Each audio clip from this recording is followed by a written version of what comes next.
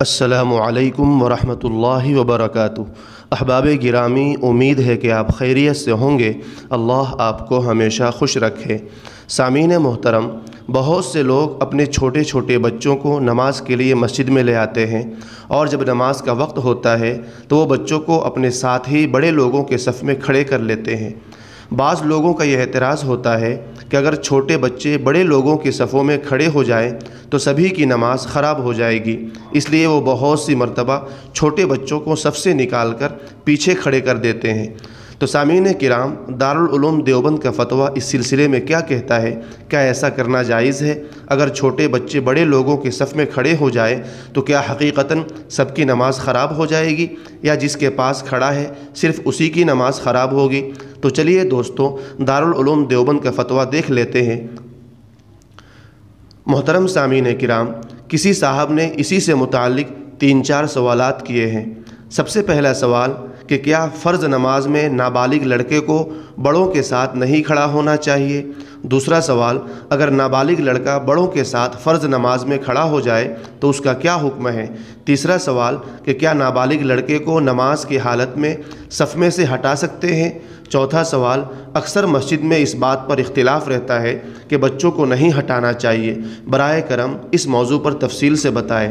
سامعین کرام، ان تمام سوالوں کا دارالعلوم دیوبند نے کیا جواب دیا ہے، چلیے دیکھ لیتے ہیں۔ اس سے پہلے آپ سے گزارش ہے کہ اگر ابھی تک ہمارے چینل کو سبسکرائب نہیں کیے ہیں تو سبسکرائب کر لیجئے اور گھنٹی کے نشان کو بھی دبا دیجئے، شکریہ۔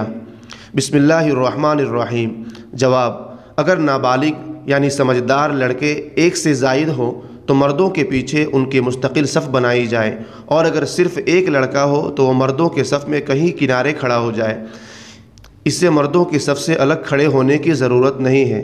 نمبر 2، اگر نابالغ لڑکا صرف ایک ہو تو کچھ حرج نہیں، اور اگر ایک سے زائد ہو تو مردوں کے پیچھے ان کی مستقل صف ہونی چاہیے، اور اگر وہ اس صورت میں مردوں کے صف میں کھڑے ہوں گے تو یہ صف بندی کے خلاف ہے اور نامناسب ہے، البتہ نماز سب کی ہو جائے گی۔ نمبر 3، نابالغ بچہ اگر ایک ہو تو اسے ہٹانا نہیں چاہیے، اور اگر ایک سے زائد ہو تو ان کی صف مردوں کے پیچھے الگ ہونی چاہیے۔ باقی اگر وہ مردوں کے صف میں کھڑے ہو گئے تو انہیں نماز کی حالت میں ہٹانے کی ضرورت نہیں ہے۔ بعد میں آنے والے بالغ حضرات کو چاہیے کہ وہ ان کے دائیں بائیں کھڑے ہو جائے۔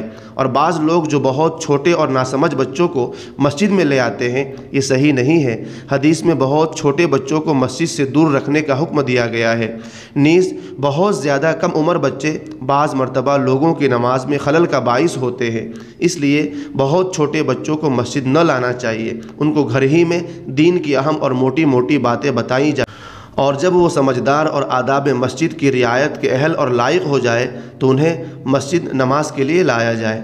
اس میں اختلاف کی ضرورت نہیں ہے، اوپر ذکر کردہ تفصیل کے مطابق عمل کیا جائے، اور اگر کوئی شخص کسی سے کوئی صحیح بات کہے تو دوسرے کو وہ بات قبول کرنی چاہیے، اگرچہ وہ اس کے بچے کے خلاف ہو یا خود اس کے خلاف ہو۔ واللہ تعالی اعلم۔ دارالافتاء، دارالعلوم دیوبند۔